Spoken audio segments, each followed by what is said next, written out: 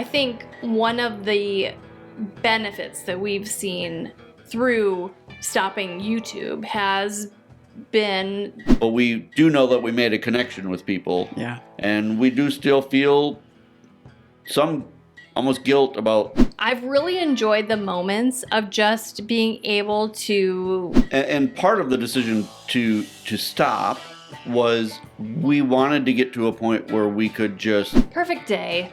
I would say perfect day would be... I think the beauty of this season of life is that... What does it mean to you to live living traditions without the camera? Kevin and Sarah from Living Traditions Homestead, thanks so much for joining us. I think it's awesome that we were able to take a few minutes out of what was planned as a just get together and have dinner and sit down and record a podcast. So Of course. thank you so much for joining us. Of course.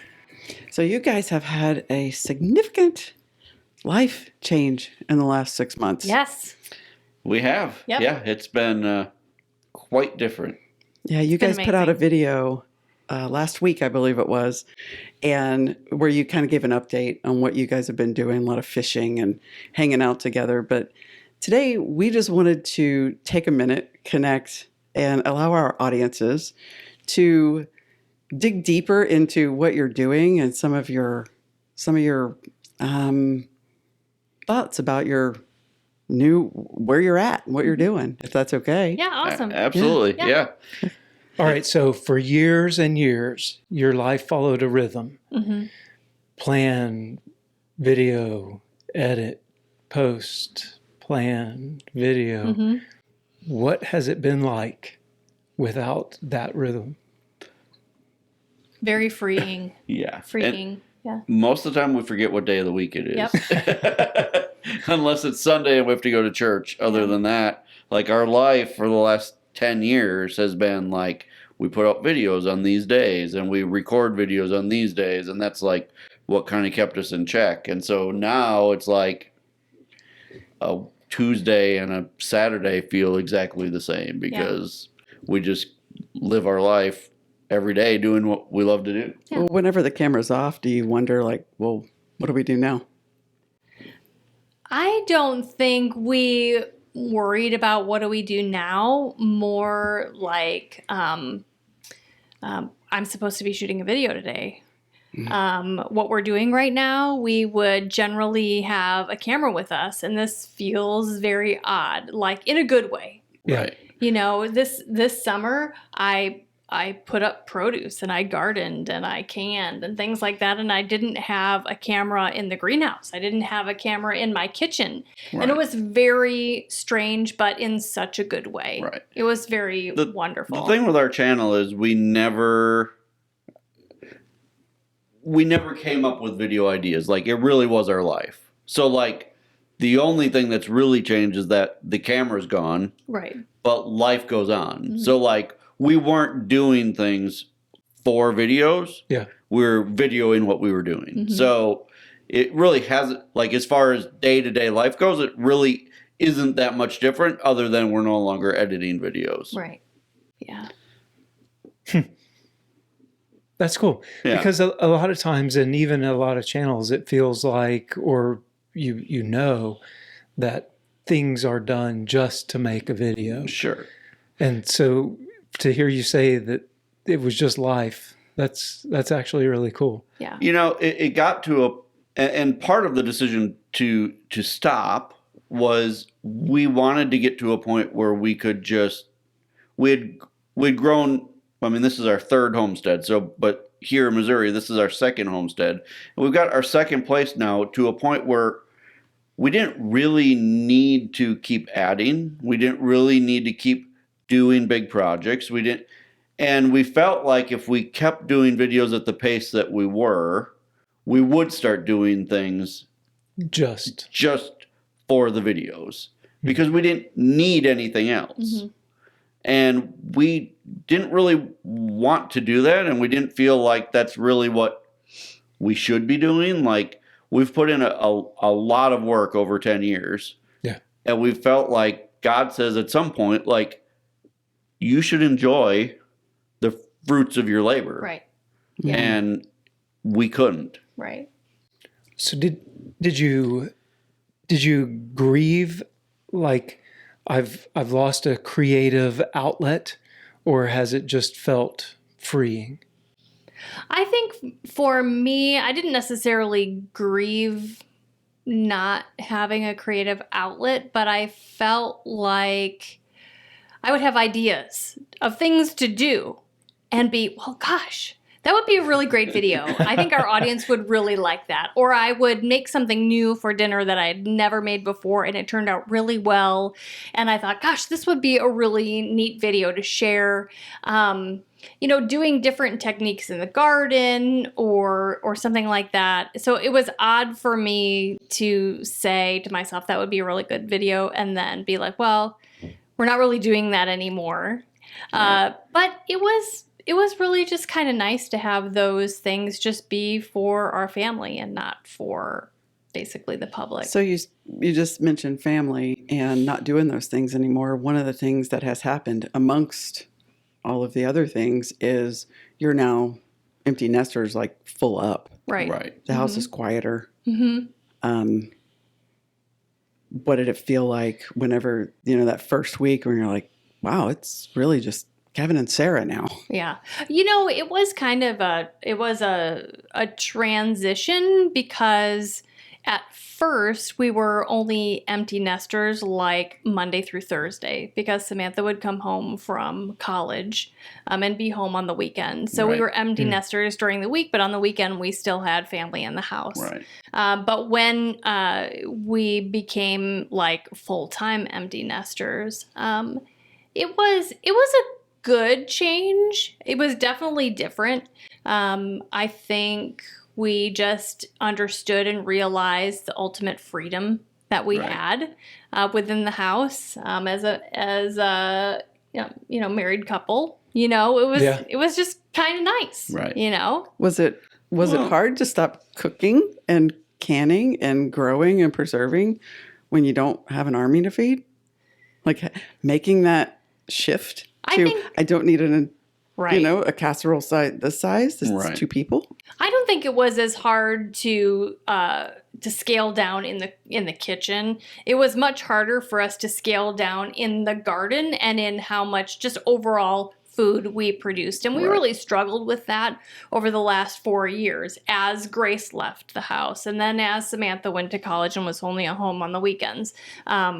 Because we just always felt like we needed to be doing in the garden and raising animals for meat and everything and eggs. We always felt like we just needed to keep doing more and more and more. For our family, a little bit for YouTube and videos. But so I think that was much harder to get used to, not having to produce as much food, harder than like not making as much food in the kitchen. I would say we relate to that even from a farm perspective. How you scale what you're doing is really a difficult thing, because for us it was, we don't know what the market is. What are we going to sell and what can't we?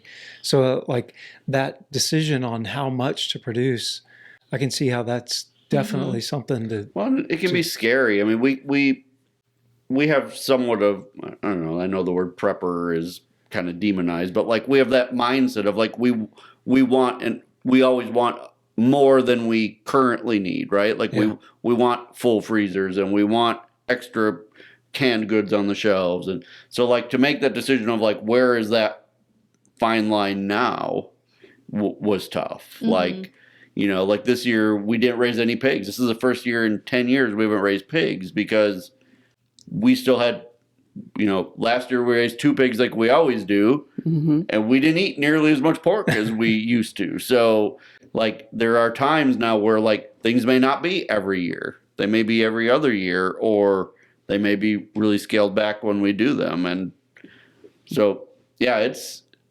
different.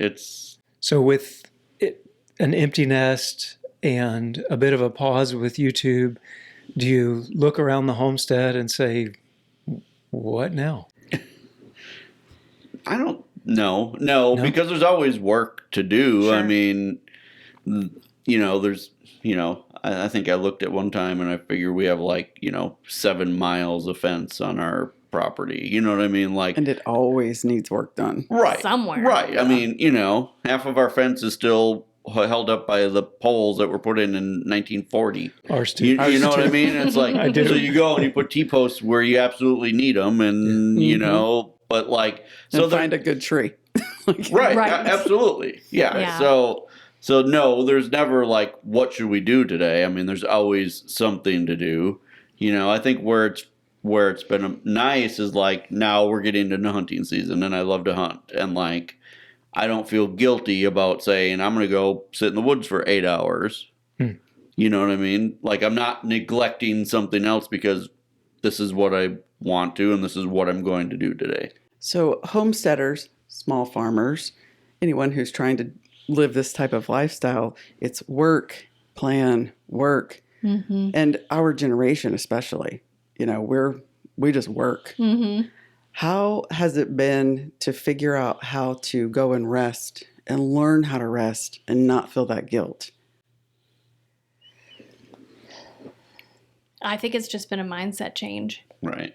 We've realized that we just need to not be so busy, and it was affecting our health. It was affecting our relationships. It was, we have a very strong marriage, but to say that wasn't affecting our marriage would be, a lie. We're still in a great place. We really always were in a great place, but to be that busy all the time was not healthy in a lot of ways. Right. I think one of the benefits that we've seen through stopping YouTube has been we now have the time and opportunity to do the things that were always put on the back burner of getting done, because we always needed to move on to the next thing, well, the next video. And, sometimes things weren't put away. Sometimes gardens weren't put to bed.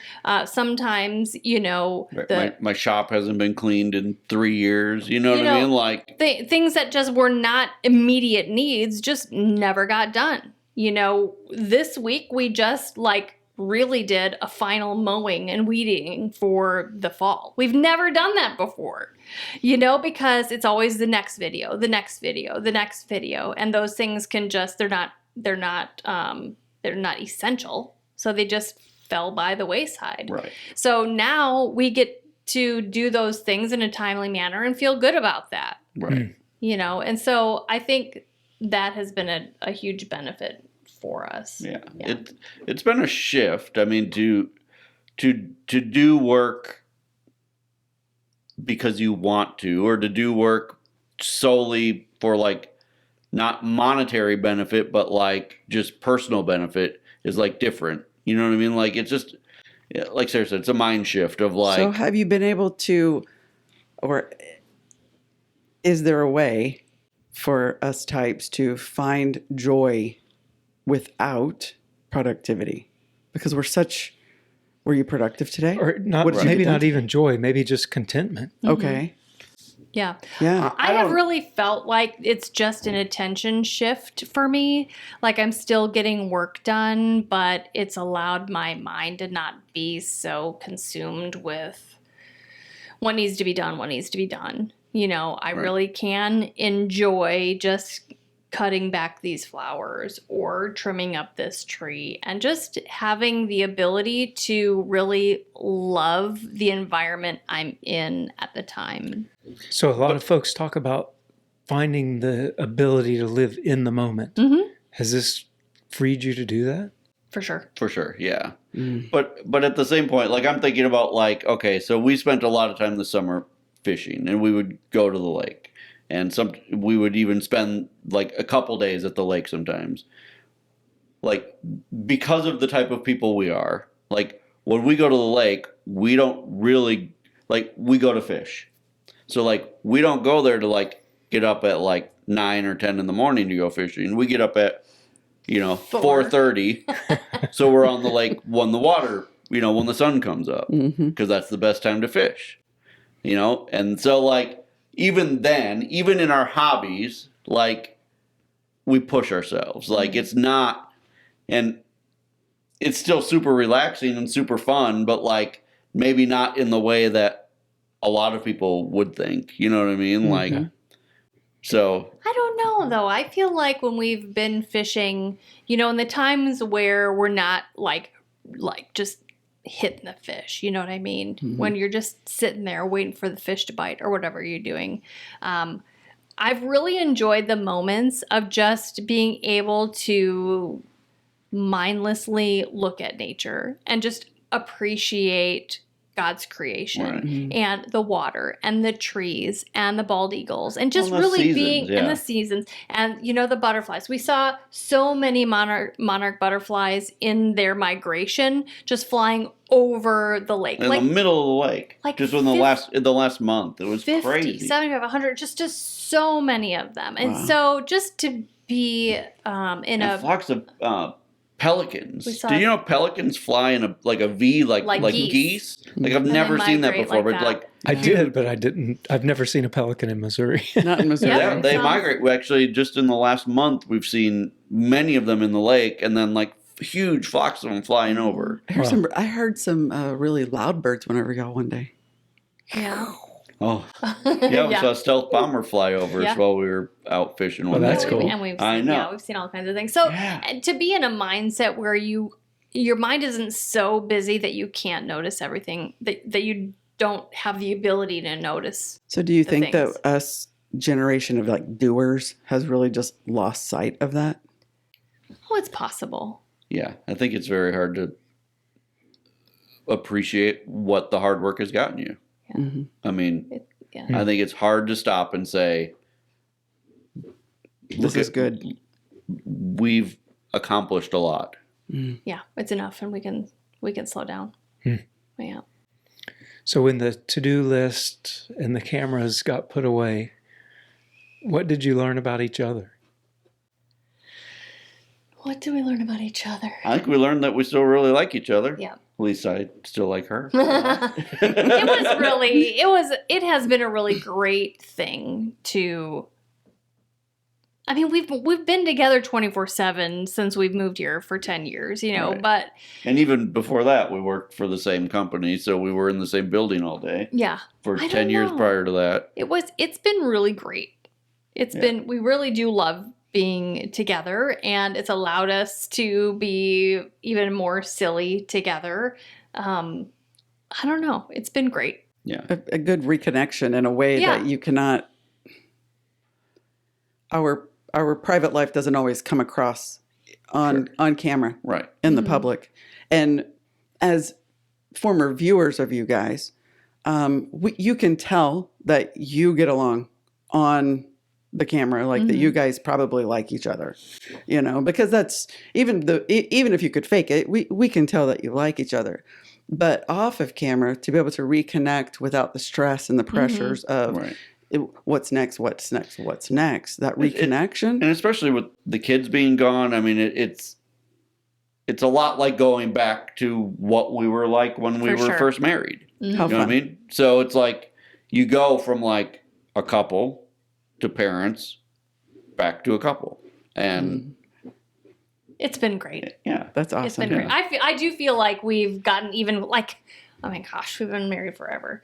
But I feel like we've even gotten closer, you know, since we've been off of YouTube and spent so much time really fishing together, where we literally are together 24/7. Have there been any surprises to each of you about like in this new season? Like, oh, I didn't know I was gonna like that or enjoy that, or have there been any things that have popped up and like, wow, I've really missed that. I think Kevin's surprised at what a good fisher person I am, Yeah, for sure.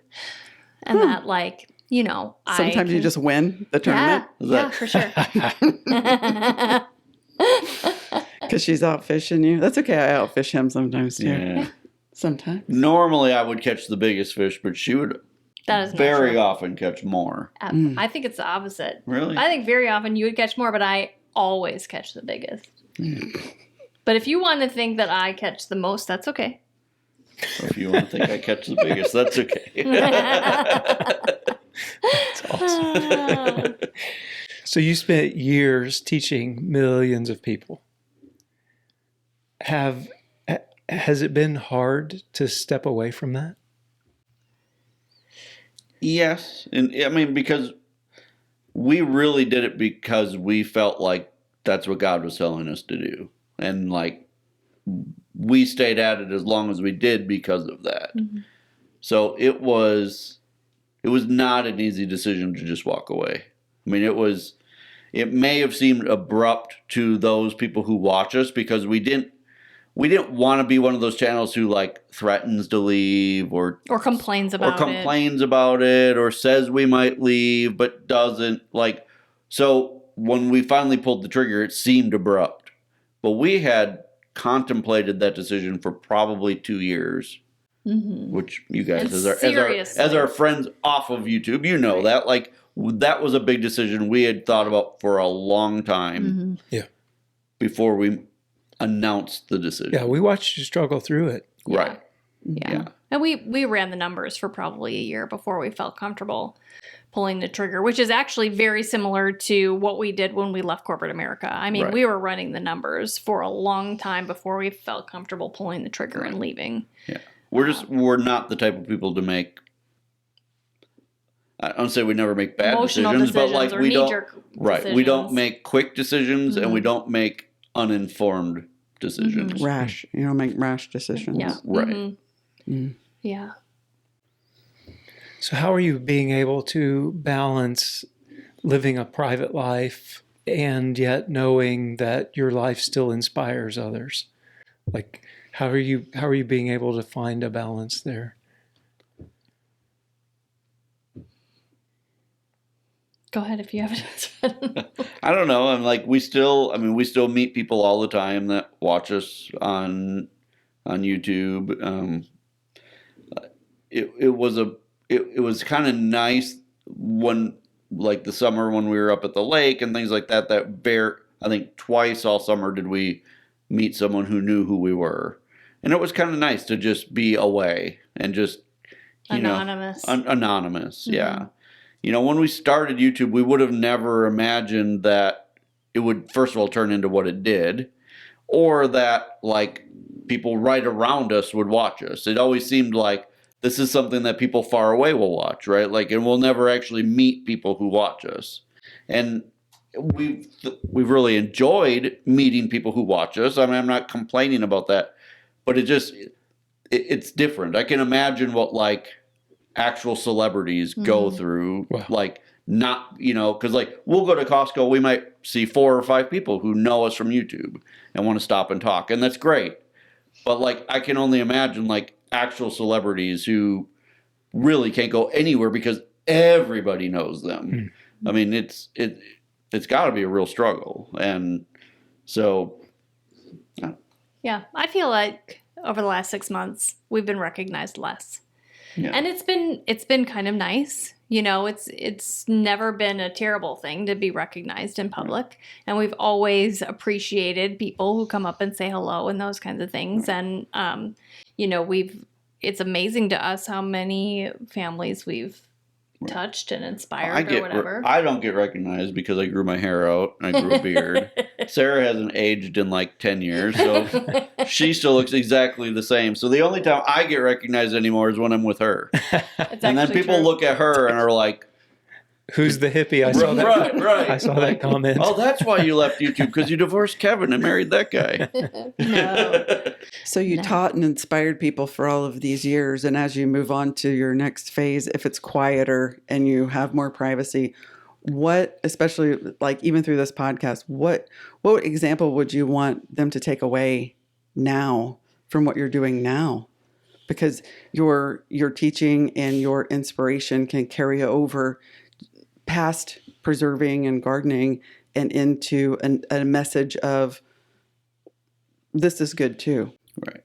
I think learning that it was a big change for us to learn to live seasonally, as in like the year.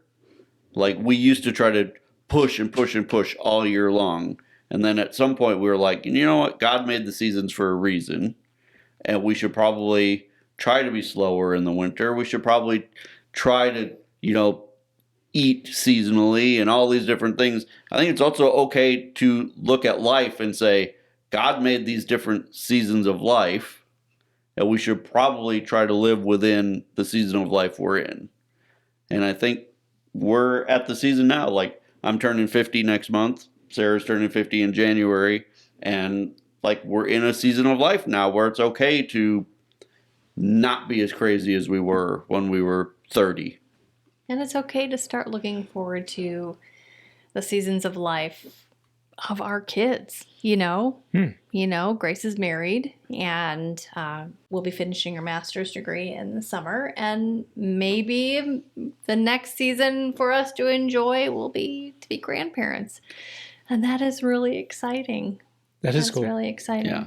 Yeah. So as life has settled into sort of a new rhythm, do you find yourself thinking, man, I'm dreaming about this or that? Is there something that you feel like, I mean, we've definitely talked about fishing and we know that. Is there something else that you're like, man, now I have time for?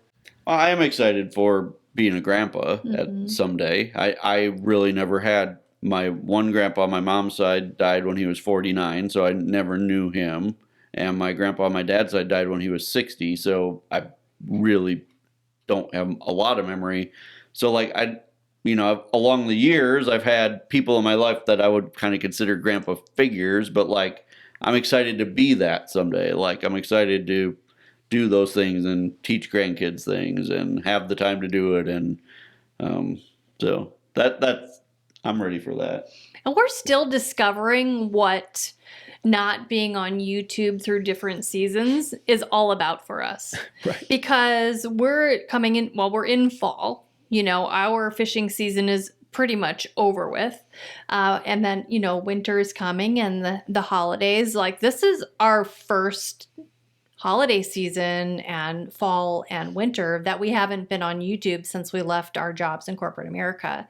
So we don't even know what that looks like for us. Like a fall and a winter of not filming videos and figuring out what, 1 to 3 videos a week looks like. I mean, we don't even know what we're going to do this fall and winter. Right. We're still figuring that out. So we don't even know what that future looks like for us. And honestly, it's really exciting. It's exciting to try to figure out what we're going to do over the fall and the winter. That's cool. Yeah. Maybe we'll get your shop cleaned. That'd be nice. I'm not holding my breath on that. Do you ever feel pressure to keep producing, to do more? We get feedback from people hoping that we're going to come back on a schedule. Yeah. Even people at church like ask us all the time, like, do you miss doing YouTube? Are you going to start making videos again? And we left it open-ended when we left YouTube. We didn't say we were quitting. We said we were taking a long break. Yeah. And we don't know. We did a video last week. That was our first video in 6 months. We may do videos here and there. What we know is we won't put the pressure on ourselves ever again to the degree that we used to. So making the video last week, did it feel good? Did it feel bad? Was it like, wow, that was really cool. We were able to reconnect, or was it a bit of a I mean, yes, it felt good to be able to reconnect. I mean, but it also, I don't know, maybe it wasn't a long enough, maybe 6 months isn't really, it just felt like we just picked back up. Yeah.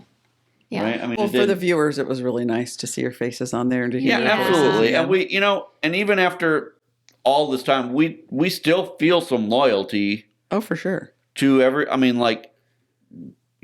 channel got to where it was because of the people who watched us. Mm-hmm. Like, we really don't feel like we're anything special. We really don't feel like what we do is anything that special.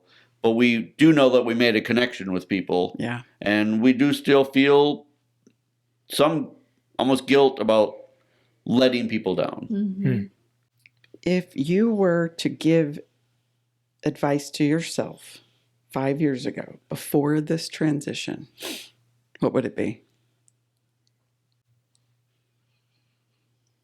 I don't think I'd do anything differently. No. I really don't. I mean, this was a huge blessing for us. Right. And, you know, we were called to do this, and we said okay, and we really feel like we've fulfilled our assignment. Right. You know, and 5 years ago was the whole like COVID time, and we really felt a calling during that time. Like we really felt like people were locked in their houses, people were worried about the food supply and all of these things, and we really felt like God was telling us like people right now need a message of like there is another way. And that's what we wanted to get through to people was like, you may be in a big city right now locked in your house. I mean, you guys were there. That was us. You guys were there. So like, but out here in the country, life goes on. Yeah. We're still raising our chickens and killing pigs, and you know what I mean? Like there is a way out of that. Like as crazy as our life was here in the country, ultimately it was not the craziness of life in the city at that point. I shared that with you the first time I met you at the farmer's market when you came over to speak to us and introduce yourself and say hi. It was a, you know, standard I'm sure you hear from everybody, but I know you don't know me, but I feel like I know you, and I just want to tell you thank you for the life that you showed me when I was living in the suburbs of Washington, D.C. and driving into the Pentagon every day during that the pandemic lockdown, and I had to have travel papers and you know, a mask on my face all the time, and like I literally couldn't leave the house without papers saying that I was allowed to be outside, and to come home in the afternoon and turn it on and watch you guys just living life and being normal and being self-sufficient. Being when you feel trapped in a situation that feels very scary and you're very out of control, and you see people that are growing and doing and being self-sufficient and very in control. Right. It gives you a sense of hope. Yeah, there's got to be something on the other side of this. You know, not everybody is in this life that I'm experiencing right now. Absolutely. And it was a huge boost for us, definitely. Right. Like it you guys and those like you at that moment in time, it was definitely from God, I would say. Like you were a hope to people that were, I don't know, after a few months, it was starting to feel hopeless. Right. And watching you guys just, you're free. Yeah. Yeah. And we've heard really that cool. from quite a few people. I'm sure countless people. And you know, we hear that from, you know, especially during that time frame, but you know, we also hear that from, you know, we'll get comments from people who have battled cancer or and like, you know, like the whole time I was going through chemo, like I watched your videos and it gave me this sense of like calm and, you know, so like that part of it mentally when it comes to like leaving and like, gosh, that's a lot of, like, we don't want to let people down, you know what I mean? But at the same point, we don't want to let ourselves down either by becoming something that we weren't. So what does the perfect day look like in your lives now? And don't tell me getting up at 4:30 to go fishing. Well, that's pretty perfect. We do not get up at 4:30 when we're home. No. We're more like 6:30 kind of people. I guess. Yeah. I'm up normally earlier than you. You should know, normally. Yeah. Perfect day. I would say perfect day would be, you know, get up when the sun starts coming up, have some wonderful coffee, sit and, you know, just kind of either read a little bit or on our phones a little bit and then get up and do chores. We've both been really focusing on how we can remain active with not necessarily having to do as much physical work. I don't know, enjoy You're going to have day. to be a lot more intentional about what you do through the day, because if you've downsized and how much labor is required, now you have to intentionally build that in somehow to keep up your physical health. Yeah, I think the beauty of this season of life is that we don't have our days planned out. Like, we get up in the morning, I mean, we do our basic chores, and then other than that, we pretty much do what we want. You know That's what I mean? Or do what, I mean, obviously what needs to be done, Yeah. but like, then there's always time for the like, what do we want to do today? Yeah. And that's been odd. Living the dream 2.0. Right. Right. Right. Like the first 10 years here in Missouri was like build the dream. Mhm. And now it's like live the dream. Right. So, what does it mean to you to live living traditions without the camera on? I don't think it's that much different. Other than that part of it being gone. I mean, Yeah. the farm feels the same. We have the same, like we always have big family dinner on Sunday with our kids and my parents and everybody's there. We do the same church routine. Life isn't much different than what everybody saw on video. Right. I'm still smoking meat sticks and Sarah's in the kitchen and canning stuff and we're working in the garden and Making good food. Right. I still love to make good food. And now I just, share it with our kids and our family rather than Right. on YouTube. right, It's still all about the food.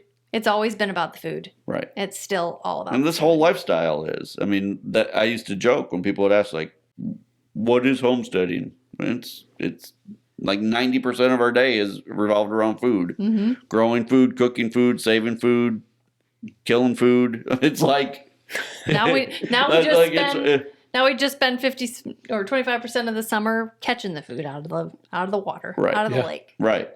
Yeah, even our hobby revolves around food. That's awesome. Right. Yeah, we recently did a podcast and we talked about the amount of time throughout the course of human history that was spent on food and time and resources, and how we've gotten to the point where it's 10% or less of our resources, to include time, are spent on food, and how it's maybe a bit skewed, and Right. might be time to focus a little bit more time and resources on Absolutely. food. Right. The quality has gone down. Our health has gone down. If we spend more time and more of our financial resources and our time resources into food, we'll all be healthier and happier. Right. It's just a matter of prioritizing it. And I guess, for 10 plus years, it's just been a priority of ours. And it still is. Yeah. Awesome. Well, Kevin and Sarah, thank you so much for sharing course. with us. It's awesome to have an open conversation and be able to dig a little bit deeper than what you might have time for in a quick update. Sure. So Sure. thank you. Yeah. course. Thank you.